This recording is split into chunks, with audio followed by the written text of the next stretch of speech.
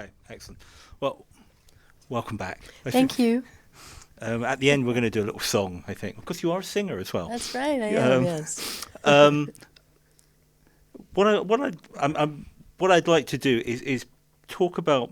I mean, your career has gone in many directions, but I'd like to focus on horror, and I'm pleased that you're here because I think where people who are into horror, often we talk about directors, we talk about writers, we talk about cinematographers, but we perhaps don't talk about performance enough and the way that actors can help take extreme scenarios, and I think the scenarios in some of your films are extremes, and ground them in some kind of reality and make them work for an audience. So, and in particular, I think I'd like to focus on what I think could be described as your 1970s infection trilogy, beginning with I Drink Your Blood, where you have rabies, the Crazies, where you have a kind of bioweapon infection, and obviously in Shivers, where you have that rather charming parasite taking over. But before we get to that, a question I feel I have to ask you at the beginning: is it true that you accidentally stabbed David Cronenberg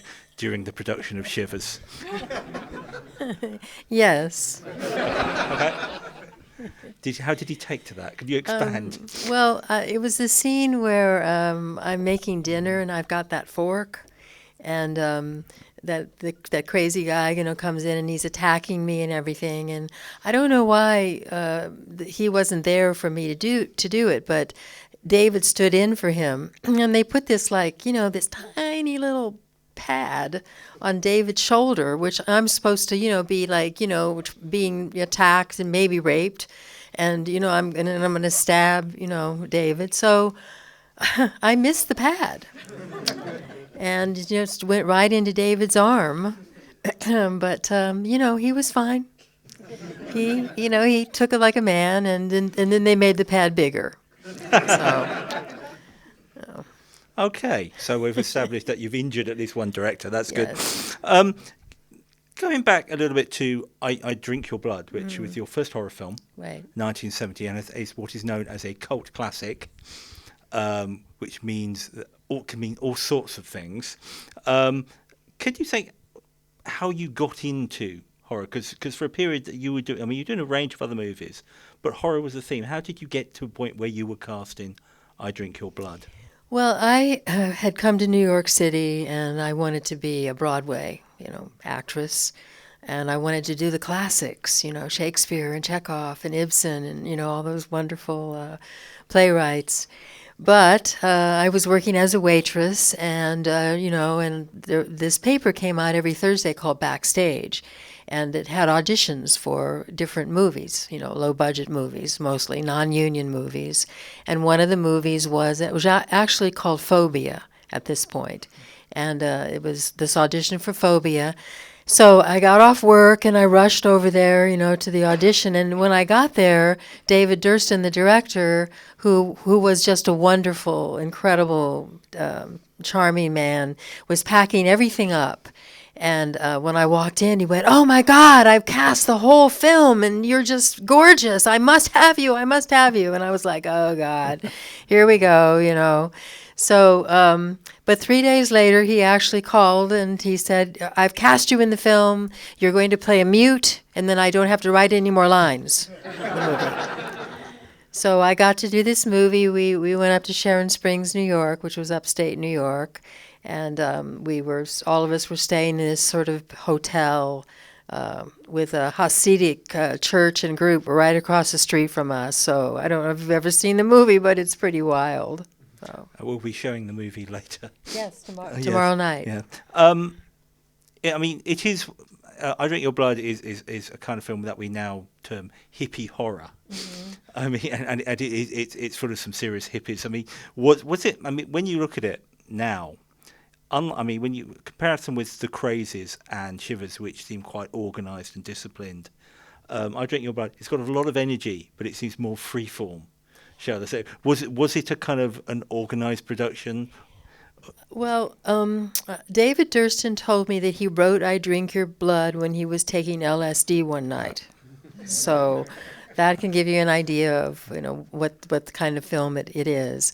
It actually was quite organized, Yeah. but I think that David wanted to give it that chaotic kind of feel, and so there's a lot of really interesting characters in the film, which I think he cast beautifully. I mean, I can't imagine anyone playing the lead hippie guy except Boschkar. I mean, he's just wonderful in the role, and all of the people were really, really great. And the cinematographer, who actually did not get credit in the film, Joe Mangine, who has passed away, he's one of the reasons that the film has lasted so long, because of his lighting and the way that he actually did the DP work.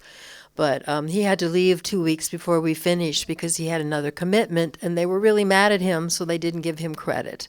So even though he's no longer with us, I always like to mention that he actually is responsible for a lot of the reason that this film is still around.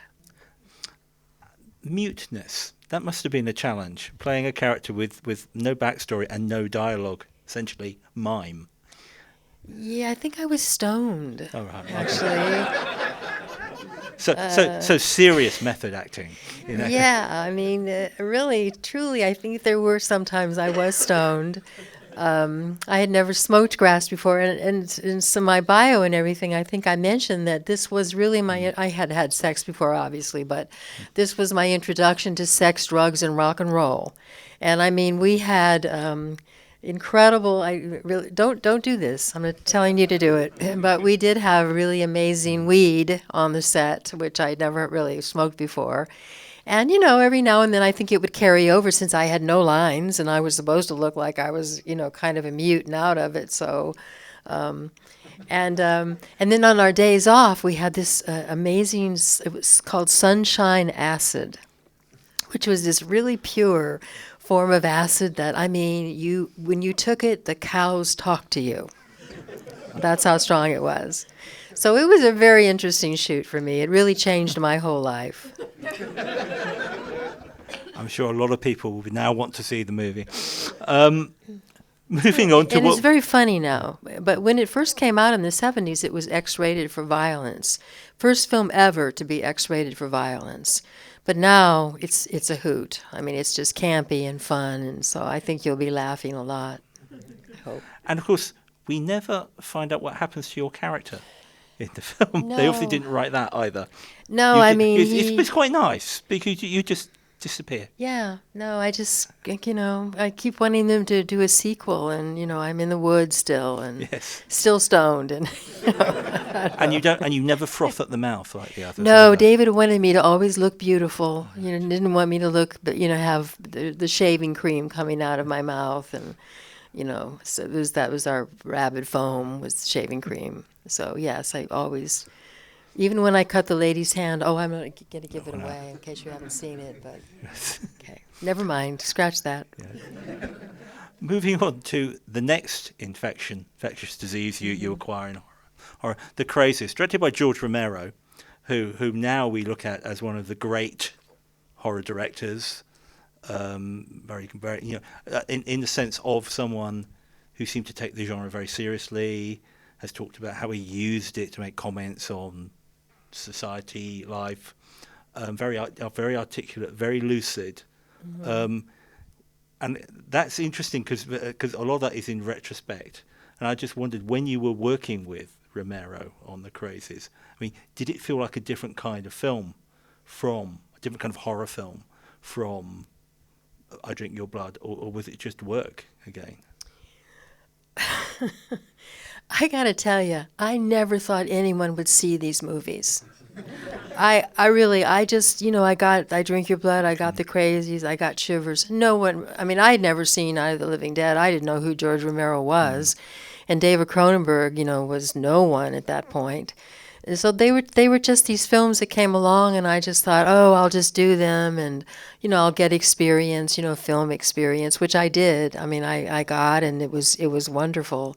But at the time I was doing them, it was just another job. I mean, however, I have to say that working on the Romero film, it was much more of a sort of a magical situation. I mean, everyone that was on the film was really wanted to make something that would be memorable. And we were all very serious, about that. But it was, it was a low budget film, and we didn't really know. I mean, we had no idea that, over 40 years later, people would still be watching this movie. So it was he was a wonderful director. I think probably my favorite director that I've ever worked with was George Romero. He just had a wonderful insight.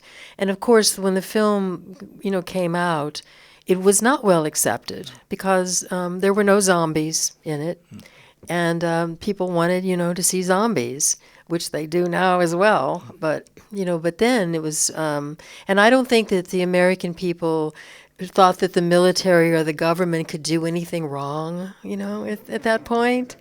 So I think now it's much more accepted, because of course we know now what they can do and have done. So. And again, your character in that is must have been a challenging one, because from the first moment we see her, she's already been infected. Yes. So we we never know what she was like before that. And again, how do you, as an actor, kind of manage that sense of being constantly spaced out? And weird. That was one of my fortes. Yes, right. Okay. I could just play these sort of crazy, people. I actually tried to not let the audience know in her first entrance that she did have the virus. I was kind of trying to pace it a little bit so that, it came out a little bit gradually, at least, that maybe people wouldn't know how mad she was, until later in the film. But that was the challenging part, was to try to keep it, at that pace and let the audience in little by little by little. I mean, in terms of performing in horror, because as I said, you performed in theatre, TV, you did soap opera for a while. Yes. And a whole range of genres. Is acting in a film like The Crazies, is it different? Or is it just acting? Is it the same techniques, or are there any special skills that you need to deal with the kind of scenarios that horror might throw at you? No, I think if you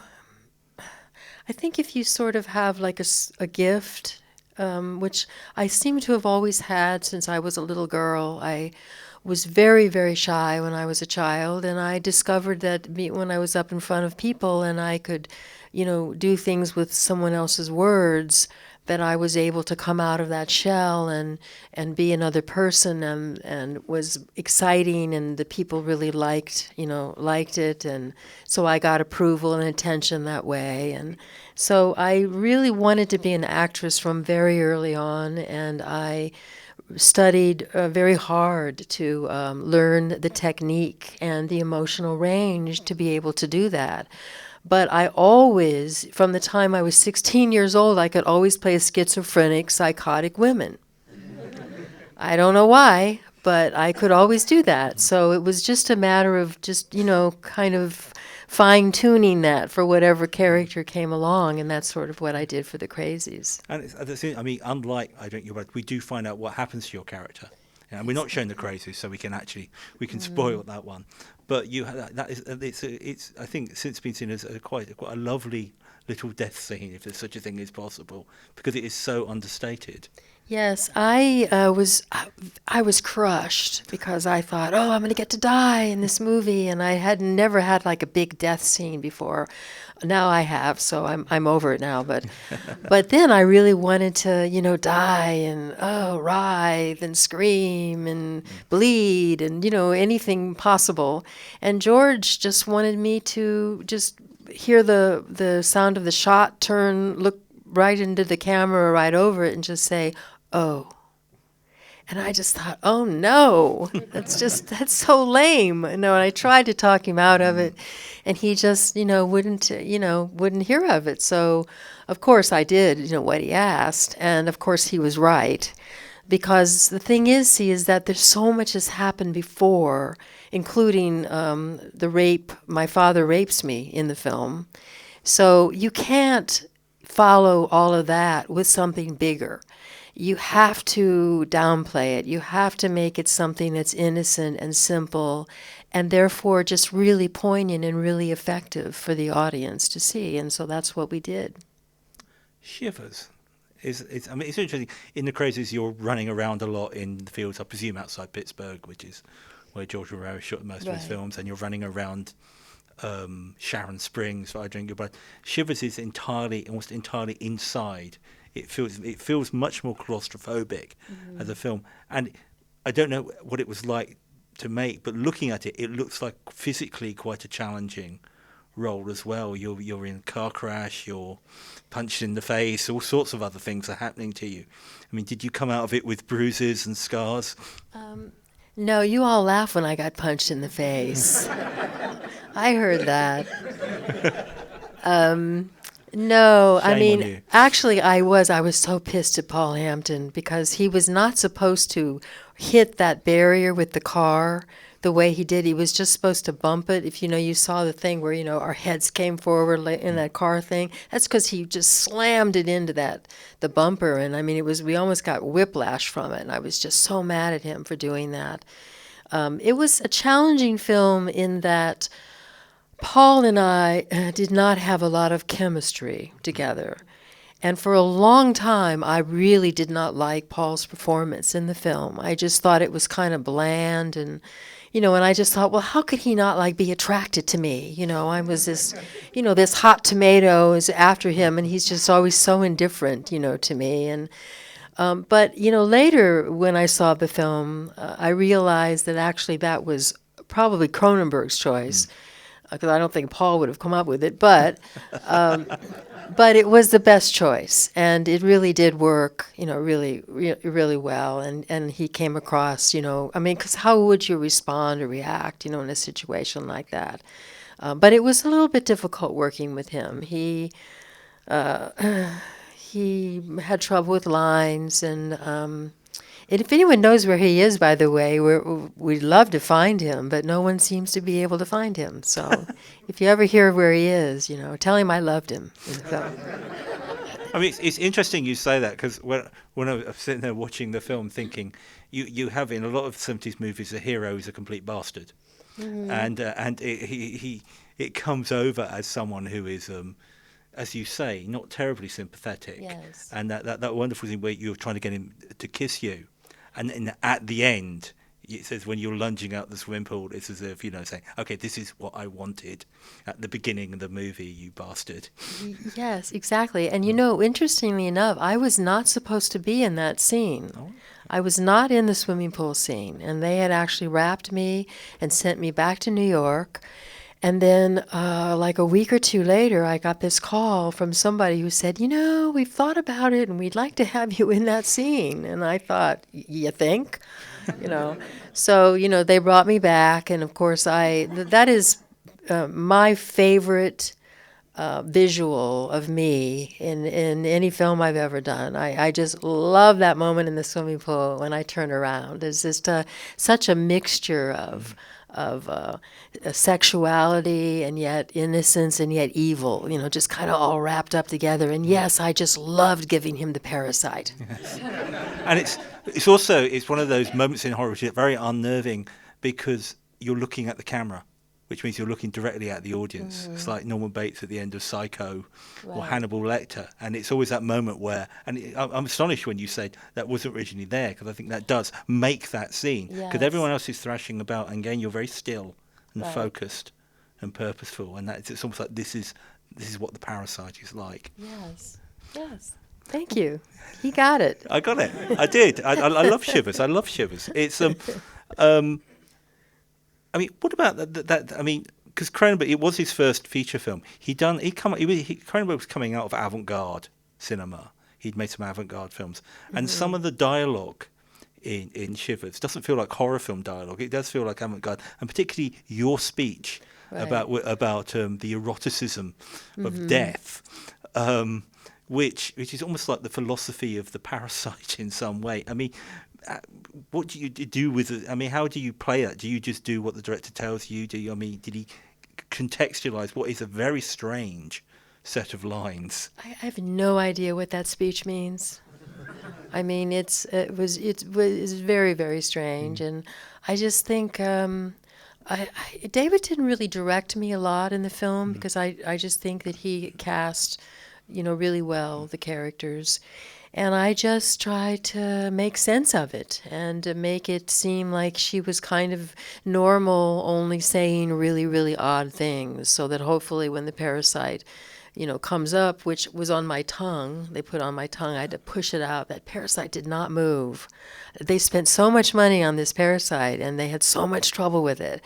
They had strings on it and trying to wiggle it and, make it have some life. And so I had a blood pill in my mouth with it on my tongue, and I break the pill and then I just push it out, with my tongue. So Because, given that in the film at least, the parasite looks utterly disgusting. yeah. But having to have it in your mouth can't have been.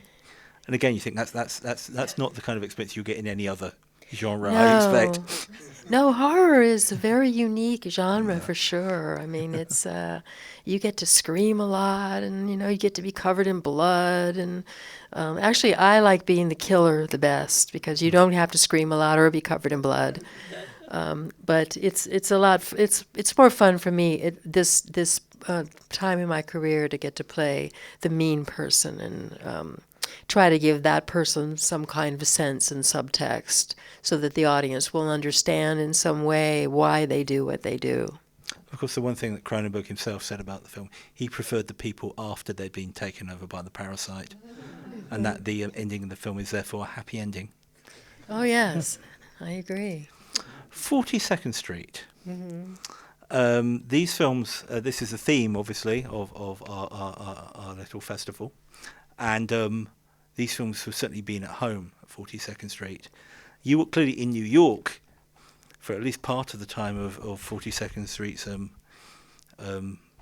greatness or disreputability or whatever else you want to call it. Did you have any experiences of 42nd Street itself, or was it an area you avoided like the plague? 42nd Street was a very dangerous area. It was known as Hell's Kitchen. When I was in New York, you did try to avoid it if you could because there was nothing on 42nd Street except porno houses, pimps, and prostitutes. So you didn't want to go there unless you had to. But of course, Broadway was there. So they also had all the Broadway theaters there, which is, such an odd, combination of things. You had to be very careful when in the 70s. If you were a young woman, you couldn't be out after 10 o'clock. Unless you took a taxi, could not walk on the streets, could not go in the park. Oh my God, even in the daytime it was risky to go in the park. Couldn't take a train. That was just absolutely out of the question. I had a few experiences. I was actually on my way to an audition once that was, I think it was on 46th between like 8th and 9th or something. And this group of, I think there were about 6 Puerto Rican gang members just like circled me. And this has happened to me 2 or 3 times in my life. But I just, for some reason, I get very calm when something like that happens. And I just, the head guy, said, where are you going? Or, something, I said, oh, well, I have an audition for a Coca-Cola commercial, and I'm not sure where it is. I think it's, and so I enlisted their help. And I mean, they just ate it up. They just loved it. And we talked and we walked, and they asked me if I'd seen, any particular shows. And they were just, no one had ever really spoken to them about any of the Broadway shows or talked to them, in any way that made them feel that they were important or intelligent. They walked me all the way to the audition. Oh, and they asked if they could carry my portfolio for me. And so it was like they were like boys, carrying your school books. And they carried my portfolio, and they took me to the building, and they handed it to me, and they told me to just have a really great day and good luck on my audition. So that was a very enlightening experience, and and I just tried to be a little bit more cautious from that point on when I was in that area. But I'm glad I had that moment with them. That's quite a moment by the sound of it. It's almost as if you were performing a role. It was, yes. Your acting skills save you again.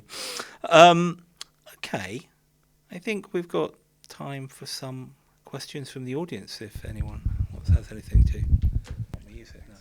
No. Hello there. Hi.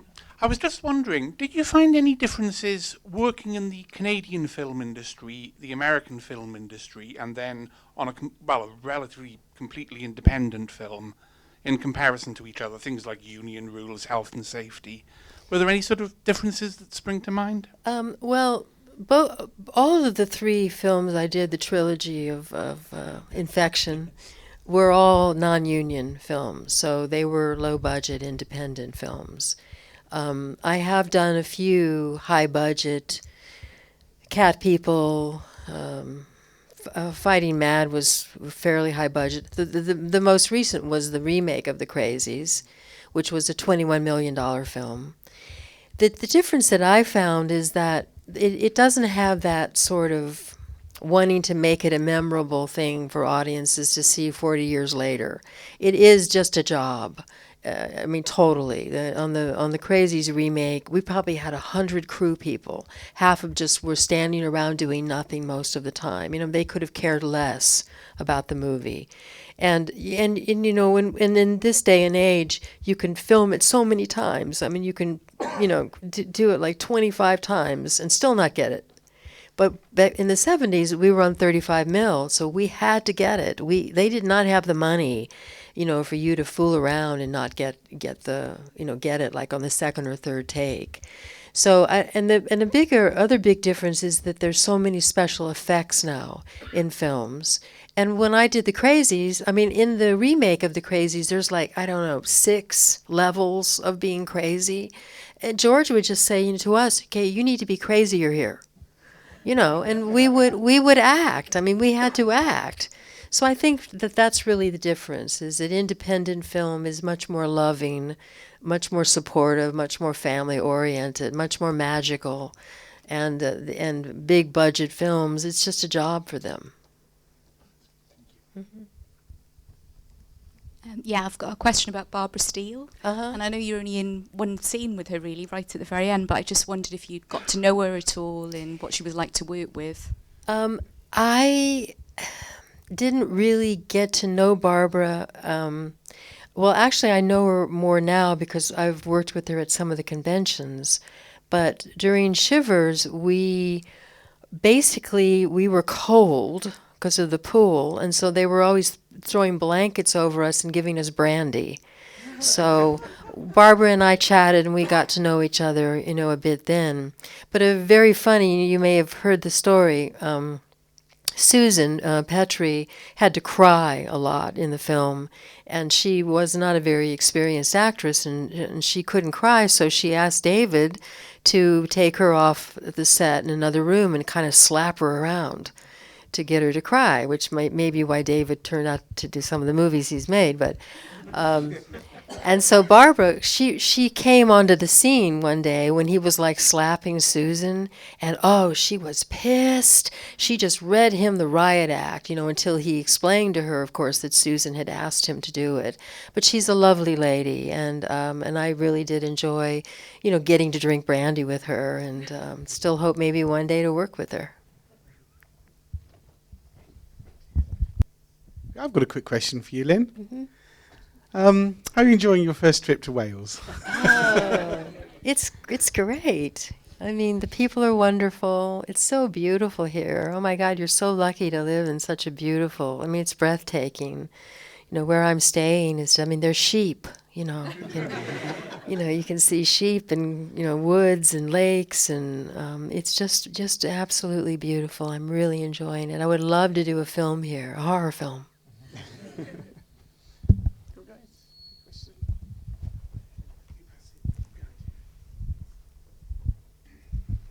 Hi.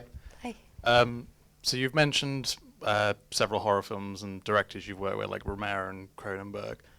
Is there any horror filmmaker that you would have liked to have worked with but haven't been able to? Well, I mean, I would have loved to have worked with, his name has just escaped me. Of course, the director of The Shining. What? Stanley Kubrick. Oh, yes, Stanley Kubrick. I mean, who wouldn't want to work with him? Although he wasn't, he did all variety of films, but The Shining's one of my favorite films. And I would love to work with James Wan, who did Insidious and the first Saw film, who's a Facebook friend. So, I keep, sending him little notices, and saying, hi, I'm doing this or that, and trying to get his attention. So, that would be great to have worked with him.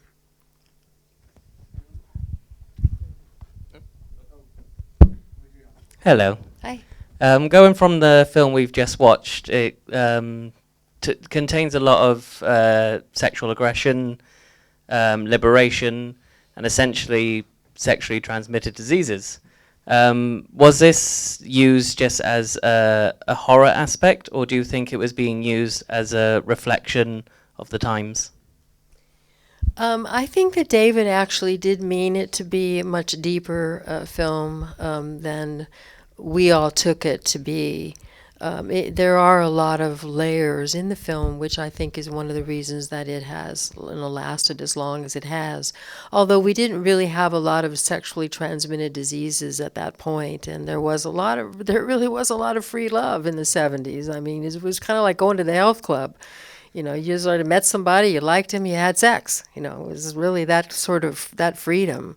But I think maybe he saw what was going to happen in the future, and he added those different layers, to the film. Hi. Hi. Every time I see you in Paul Schrader's Cat People remake, I always think, now there's Paul Schrader giving a little nod to sort of 1970s exploitation because of the movies that you'd made previously. Did those movies influence you getting that role in the Cat People remake? I don't think Paul Schrader had any idea who I was or any idea of what I had done. I did not like Paul Schrader. I did not like working with him. I'm very happy I'm in the movie because I have singularly made more money on Cat People and the residuals than any other film I've ever made. So it was great to be in it, and plus it's an extremely memorable scene.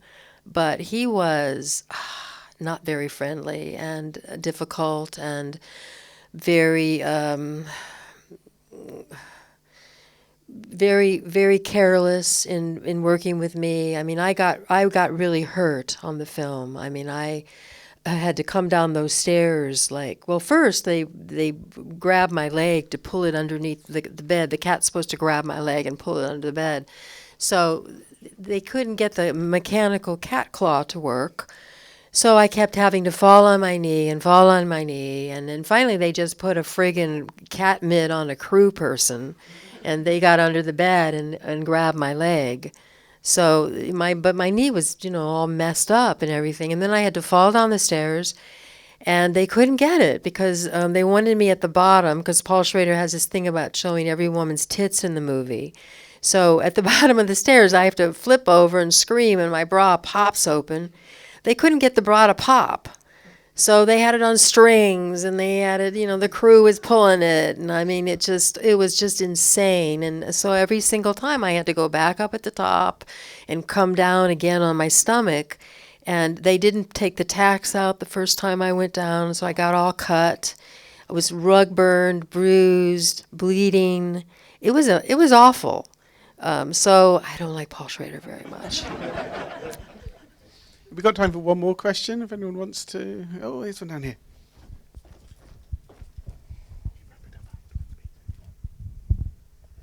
So you said you love The Shining, but is there a horror movie heroine who you wish you had been able to play? Well, my favorite horror film of all time is The Omen. I just think it's a perfect film, and of course, I love the Lee Remick role in that film. It's very good. I would have liked to have played Marilyn Burns' part in the Texas Chainsaw Massacre.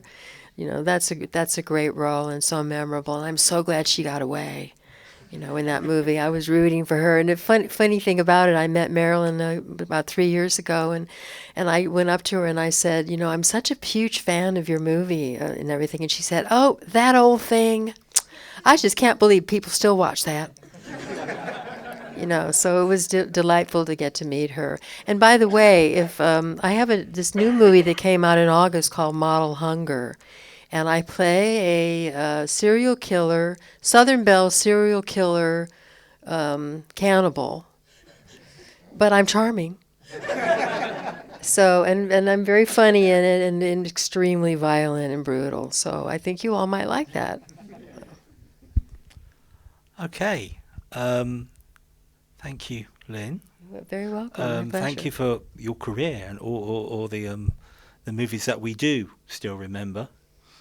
And for all the movies yet to come, I hope. Fingers crossed. Please express your appreciation for Lynn Lowry. Thank you.